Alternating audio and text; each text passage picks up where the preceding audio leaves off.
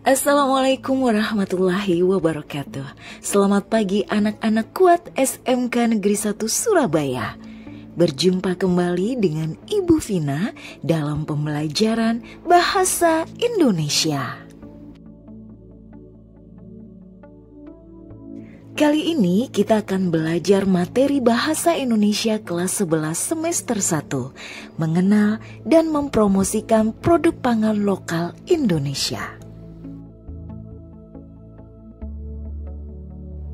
Sebagai negara agraris dan maritim, Indonesia memiliki kekayaan sumber daya alam yang melimpah.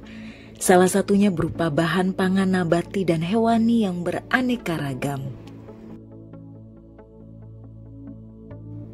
Berbagai jenis tumbuhan pangan, obat maupun industri tumbuh subur di tanah Indonesia.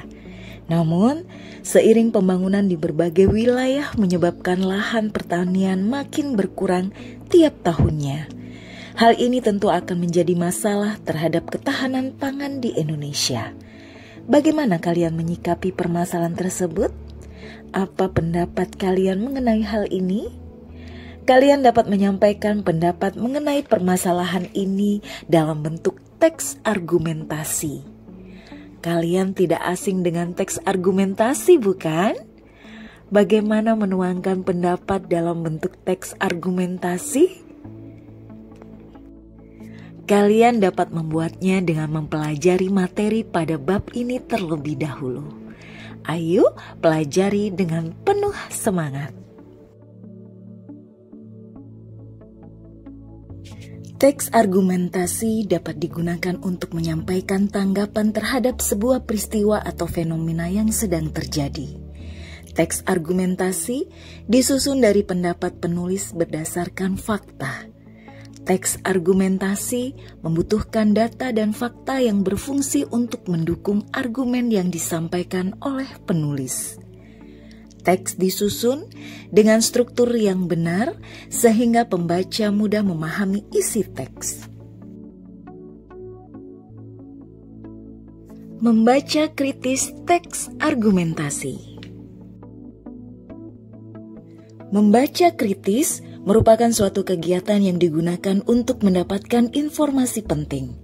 Dalam membaca kritis, tidak hanya dituntut mengetahui isi teks, kalian juga harus dapat memahami, menganalisis, menyimpulkan, dan menilai isi bacaan agar pemahaman terhadap bacaan menjadi optimal. Salah satu jenis teks yang dapat dibaca untuk memperoleh informasi adalah teks argumentasi. Kata argumentasi atau argumentatif berasal dari kata dasar argumen yang menurut KBBI bermakna alasan untuk memperkuat atau menolak suatu pendapat, pendirian, atau gagasan. Adapun teks argumentasi adalah teks yang bertujuan menyampaikan pendapat atau gagasan atas sebuah peristiwa, permasalahan, atau fenomena.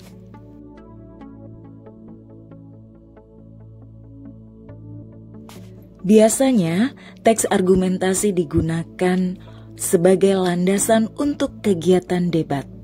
Teks argumentasi dapat digunakan sebagai alasan untuk memperkuat atau menolak suatu pendapat, pendirian, atau gagasan. Meskipun teks ini lebih menekankan argumen atau pendapat penulis mengenai suatu hal, teks harus tetap memuat fakta. Fakta digunakan sebagai landasan penulis untuk berargumen. Adapun ciri-ciri teks argumentasi sebagai berikut. 1. Memuat fakta yang disajikan untuk memberikan pembuktian kepada pembaca.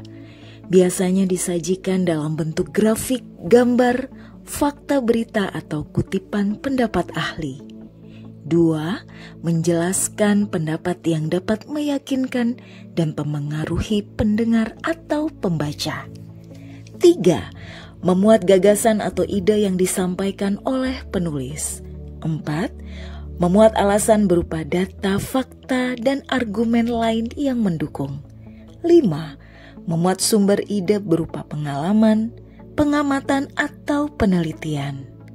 6. pendapat disampaikan dengan merumuskan masalah secara logis, analisis, dan kritis.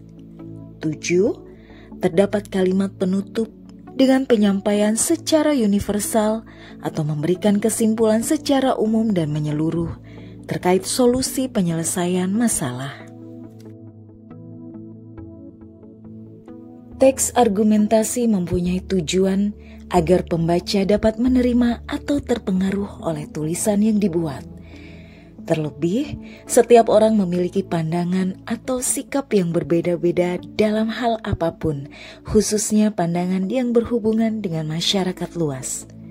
Oleh karena itu, teks argumentasi bertujuan memberikan pandangan dari seseorang disertai fakta dan data yang dirasa benar. Teks argumentasi tersusun atas 3 bagian. Mari kita bahas satu persatu. Yang pertama, pendahuluan. Bagian pendahuluan berisi argumen yang akan disampaikan dengan menunjukkan dasar atau landasan dari sebuah argumen yang akan disampaikan oleh penulis.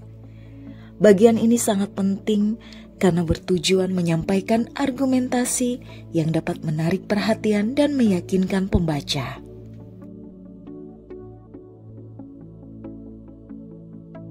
Dua, tubuh argumen.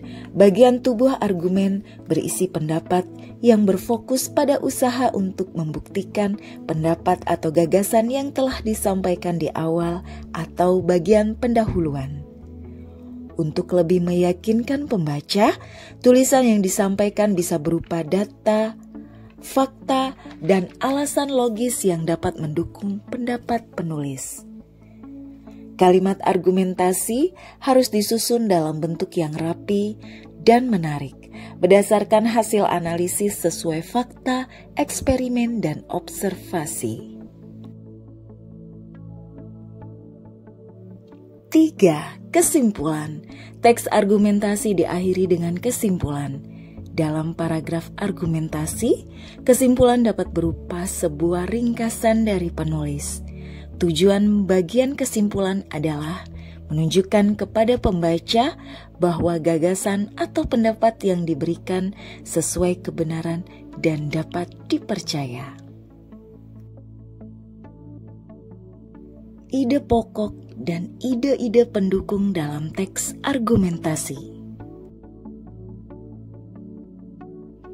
Teks merupakan kumpulan beberapa paragraf yang disusun secara sistematis. Antar paragraf dalam satu teks memiliki keterkaitan. Secara umum, paragraf terbentuk atas 2 unsur, yaitu ide pokok dan ide penjelas. Ide pokok adalah sebuah ide yang disampaikan oleh penulis dalam sebuah pokok bahasan di dalam paragraf. Ide pokok juga memiliki nama lain gagasan pokok, gagasan utama atau pikiran utama. Ide pokok terdapat dalam kalimat utama. Adapun ide-ide penjelas adalah pikiran yang digunakan untuk menjelaskan atau menjabarkan ide pokok dalam paragraf. Ide penjelas dalam sebuah paragraf bisa lebih dari 1. Dalam satu paragraf hanya terdapat 1 ide pokok. Dengan memahami ide pokok, kalian dapat memahami inti masalah dalam sebuah paragraf. Sementara bagi penulis, ide pokok berfungsi untuk memudahkan mengembangkan sebuah paragraf. Ide pokok terdapat pada kalimat utama. Namun demikian, kalimat utama dalam sebuah paragraf tidak selalu terdapat pada awal paragraf. Jadi, harus terlebih dahulu menemukan kalimat utama untuk menemukan ide pokok paragraf. Ide-ide penjelas digunakan untuk menjelaskan ide pokok dalam paragraf. Ide-ide penjelas tersebut dituangkan dalam kalimat-kalimat penjelas. Sebagai penjelas dalam satu paragraf, minimal terdapat 2 kalimat penjelas. Kalimat penjelas digunakan untuk menguraikan ide pokok. Secara sederhana, kalimat penjelas adalah kalimat yang berisi keterangan-keterangan tambahan. Kalimat penjelas berfungsi sebagai pendukung atau penguat ide pokok dalam kalimat utama. Kalimat penjelas bersifat khusus. Di dalam suatu tulisan atau paragraf, bentuk kalimat penjelas biasanya berupa data-data, contoh, fakta, ataupun opini yang mendukung kalimat utama. Dengan demikian, pembaca dapat mudah mengerti maksud dari penulis. Berdasarkan letak gagasan utamanya, paragraf dibedakan menjadi 3 jenis. Mari kita bahas satu persatu. Paragraf deduksi. Paragraf deduksi adalah paragraf yang gagasan utamanya di awal paragraf. Gagasan pada jenis paragraf ini dikembangkan dari umum ke khusus.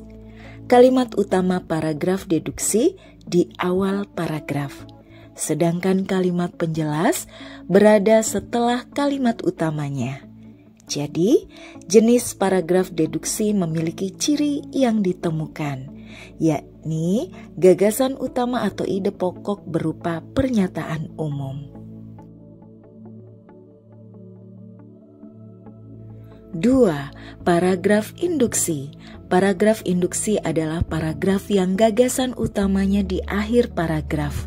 Paragraf induksi dimulai dengan mengemukakan penjelasan-penjelasan, kemudian diakhiri dengan kalimat topik.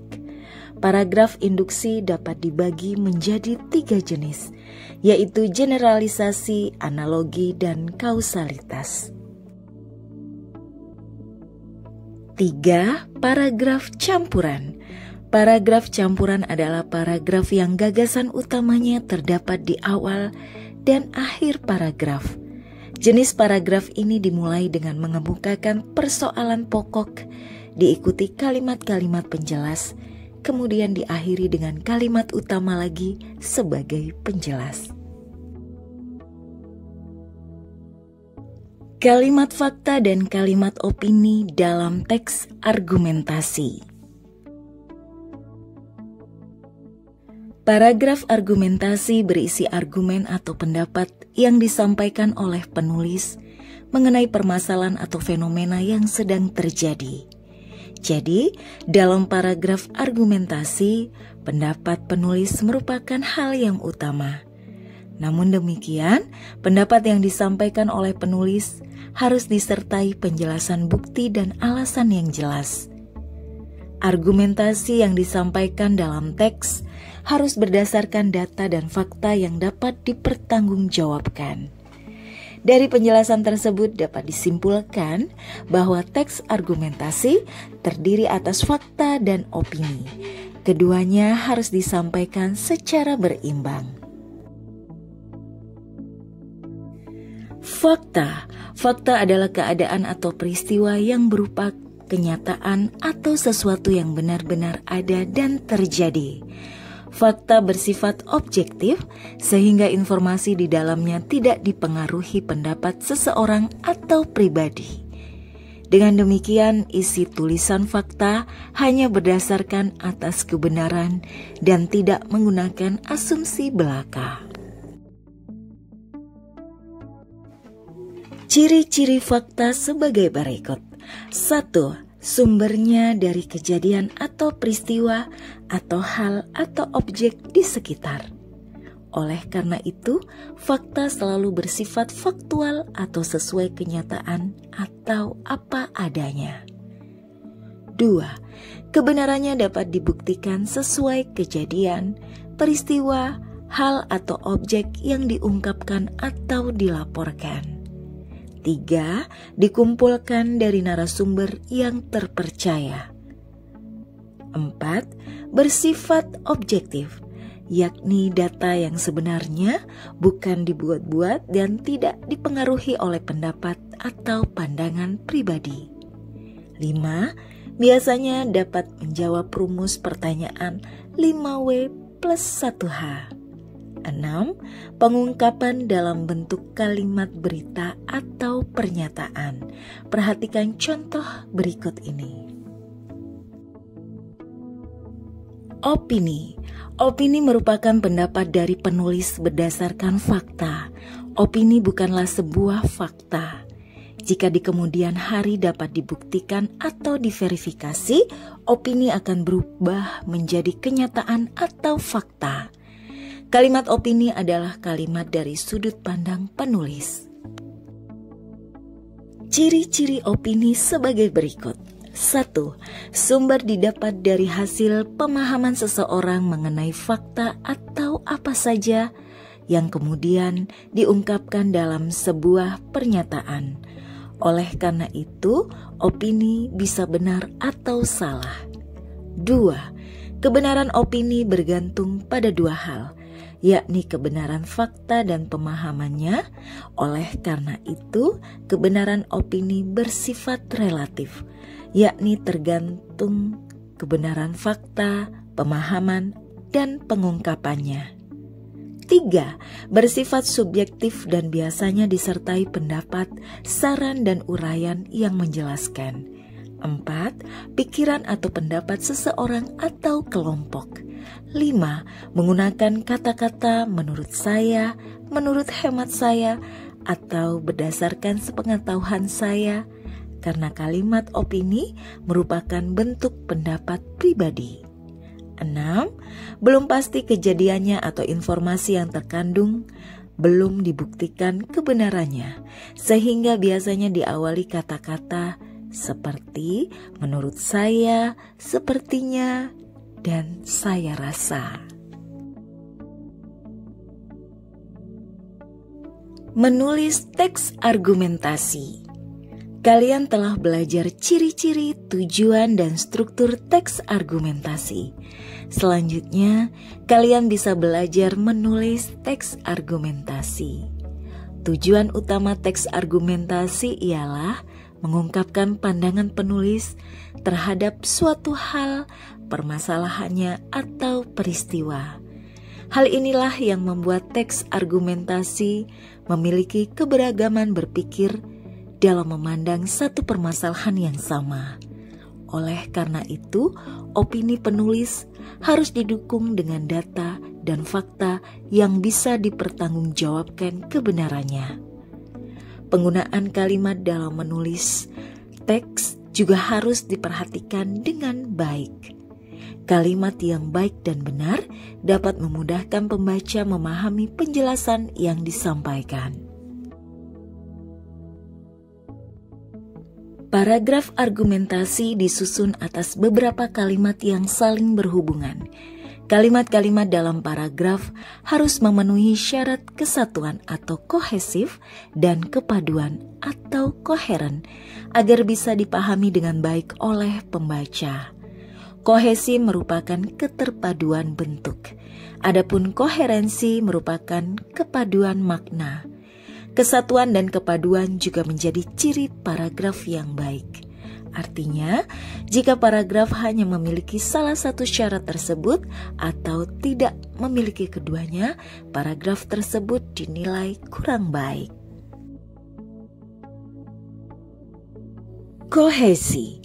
Kohesi adalah keserasian hubungan antar unsur dalam wacana atau paragraf sehingga tercipta pengertian yang tepat. Pengertian lain dari kohesi adalah keterikatan antar unsur dalam struktur sintaksis atau struktur wacana yang ditandai dengan konjungsi, pengulangan, penyulihan, dan pelesapan. Kohesi dapat berupa pengacuan, substitusi pelesapan, penggunaan konjungsi, repetisi, sinonim, antonim. Suatu paragraf dikatakan berkohesi atau memiliki kohesi atau kesatuan apabila memiliki satu kalimat utama dan beberapa kalimat penjelas. Sebaliknya, suatu paragraf dikatakan tidak berkohesi jika memiliki beberapa kalimat utama dan kalimat penjelas. Untuk itu, banyak hal yang dibicarakan dalam satu paragraf. Kohesi atau kesatuan dalam paragraf dapat terjadi jika kalimat-kalimat yang bermuat di dalam paragraf tetap dikendalikan oleh gagasan utama. Pada suatu paragraf dapat termuat beberapa gagasan tambahan, tetapi gagasan tersebut tetap selalu dikendalikan oleh gagasan utama. Perhatikan contoh berikut ini.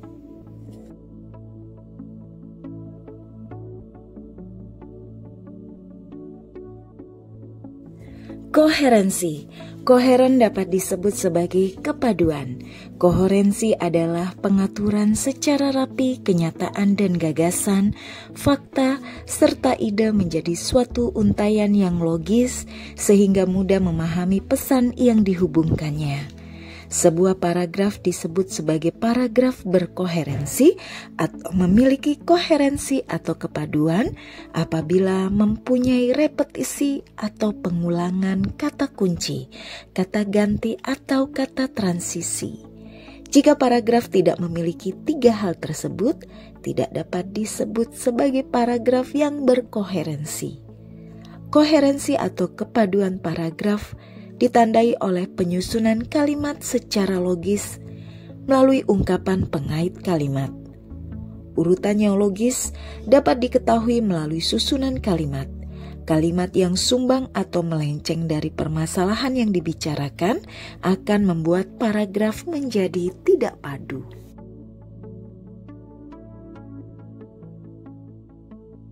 Sebuah paragraf dinyatakan kohesi jika antar kalimat di dalam paragraf dapat membentuk sebuah hubungan yang saling berkaitan. Sementara itu, paragraf dinyatakan koherensi jika di dalamnya terdapat hubungan makna yang logis antar kalimat. Salah satu penanda sebuah teks mempunyai hubungan yang koheren biasanya digunakan konjungsi atau kata hubung. Berikut beberapa jenis kata hubung yang sering digunakan dalam teks argumentasi. Silakan disimak dengan seksama.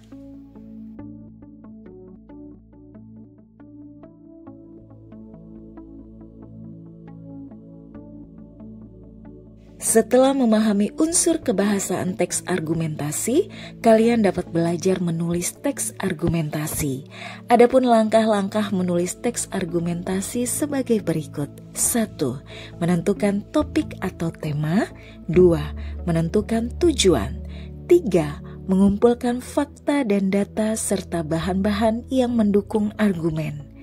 4. Membuat kerangka karangan berdasarkan bahan yang diperoleh. 5. Mengembangkan kerangka karangan menjadi paragraf utuh. 6. Menyunting teks baik isi maupun kebahasaan. Poster sebagai jenis teks persuasi.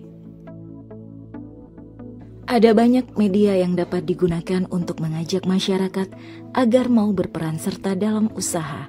Salah satunya menggunakan poster. Poster adalah plakat yang dipasang di tempat umum berupa pengumuman atau iklan.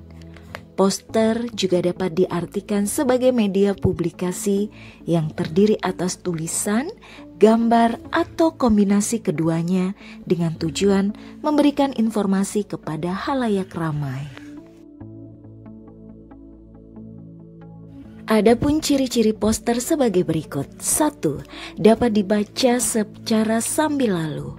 2. Dipasang di tempat umum dengan maksud menarik perhatian masyarakat. 3. Terdiri atas komposisi huruf dan gambar di atas media kertas atau kain yang berukuran besar. 4. Dibuat dengan perpaduan warna yang kuat dan kontras.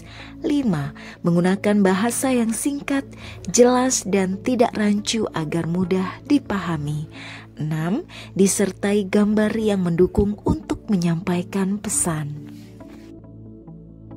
Umumnya, poster dipasang di tempat yang ramai dan strategis, seperti di depan sekolah, kantor, pasar, mal, atau tempat-tempat keramaian lain. poster bersifat mengajak. Oleh karena itu, poster dapat digunakan sebagai media iklan. Poster yang digunakan sebagai alat untuk promosi serta memberikan pengumuman atau informasi kepada masyarakat umum. Pembuatan setiap poster memiliki tujuan yang berbeda-beda.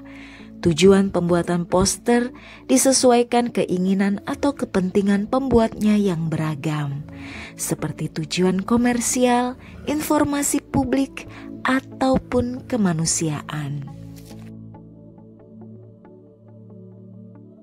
Berdasarkan tujuannya, poster dapat dibedakan menjadi beberapa jenis sebagai berikut. Yang pertama, poster niaga. Poster niaga adalah poster yang dibuat untuk meningkatkan penjualan sebuah produk. Poster ini berisi informasi mengenai suatu produk yang ditawarkan kepada masyarakat, seperti kelebihan dan keunggulan produk dibandingkan produk lainnya yang sejenis. Poster niaga ini banyak digunakan oleh produsen produk tertentu kepada masyarakat.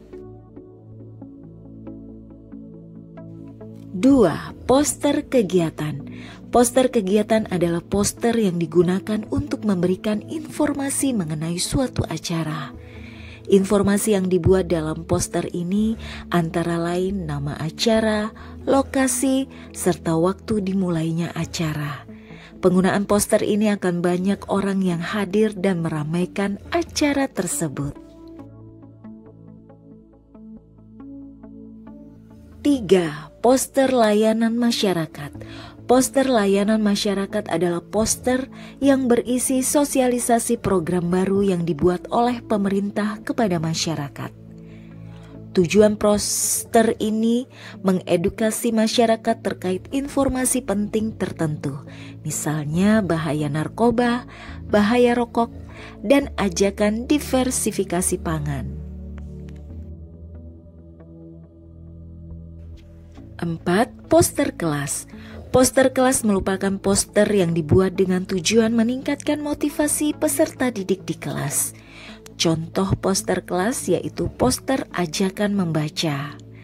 Poster dibuat menggunakan kalimat persuasif yang disertai gambar menarik. Kalimat persuasif merupakan kalimat yang bertujuan membujuk serta meyakinkan pembaca supaya bisa menerima dan menjalankan ide sesuai isi poster. Poster yang baik memiliki syarat-syarat berikut. 1. Menggunakan bahasa yang mudah dipahami. 2. Menggunakan kalimat yang singkat, padat, jelas, tetapi berisi. 3. Menggunakan kombinasi antara kalimat dan gambar. 4. Poster harus mampu menarik minat khalayak. 5. Pembuatannya menggunakan bahan yang tidak mudah rusak atau sobek. 6. Ukuran poster sebaiknya disesuaikan tempat atau lahan pemasangan poster.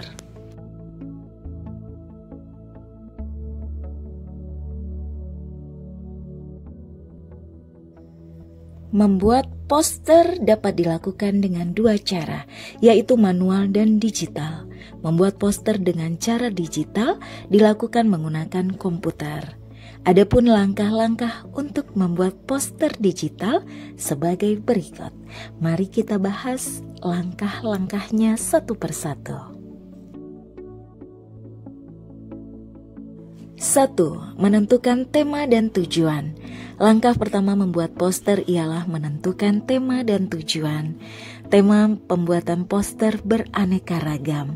Misalnya poster layanan masyarakat untuk mengajak masyarakat agar mengonsumsi makanan non-beras dan non-terigu sebagai makanan pokok. Tujuan poster juga harus ditentukan. Misalnya, agar masyarakat lebih sering mengkonsumsi makanan selain beras seperti sagu, singkong, dan jagung. 2. Merumuskan pesan yang ingin disampaikan. Poster pasti memiliki pesan yang ingin disampaikan. Pesan tersebut harus mudah dipahami oleh pembaca. Merumuskan pesan berguna agar kalian mengetahui hasil yang ingin dicapai ketika orang membaca poster tersebut. 3. Memuat kata-kata yang menarik. Poster harus dibuat dengan kalimat singkat, jelas, dan padat yang dapat diingat oleh orang secara langsung meski hanya dilihat sepintas. Hindari penggunaan kalimat yang bertele-tele yang tidak langsung mengarah pada inti pesan. Gunakan bahasa sehari-hari sesuai target pembaca. Gunakan bahasa yang mudah dipahami oleh pembaca. Gunakan pula bahasa persuasif atau yang sifatnya mengajak. 4. Pembuatan poster. Pembuatan poster dilakukan dengan menentukan gambar pendukung dan kombinasi pewarnaan pada tampilan poster. Kalian harus memadukan gambar-gambar tersebut dengan slogan yang telah dirumuskan sebelumnya. Proses ini memerlukan kreativitas dari pembuat poster. Membuat poster tidak bisa dilakukan secara asal-asalan. Ada teori-teori tertentu yang harus dipahami agar poster terlihat menarik, seperti penentuan warna, pembuatan gambar animasi, penggunaan grid, highlight, negative space, hingga tata letak desain. 5. Pemilihan media. Hasil pembuatan poster harus dicetak di kertas atau kain. Kalian harus menggunakan tinta dan kertas atau kain dengan kualitas bagus agar tidak cepat pudar atau rusak. Sebaiknya kalian berkonsultasi kepada orang-orang di percetakan untuk memilih media untuk mencetak poster karena mereka lebih paham tentang hal tersebut. Selain memilih media untuk pencetakan poster, kalian harus menentukan media untuk meletakkan poster dan tempat untuk memasang poster. Demikianlah materi bahasa Indonesia pada pertemuan kali ini. Sampai berjumpa di materi-materi pembelajaran bahasa Indonesia lainnya. Salam dari SMK Negeri 1 Surabaya. SMK Negeri 1 Surabaya. Kuat. Wassalamualaikum warahmatullahi wabarakatuh. Sampai jumpa.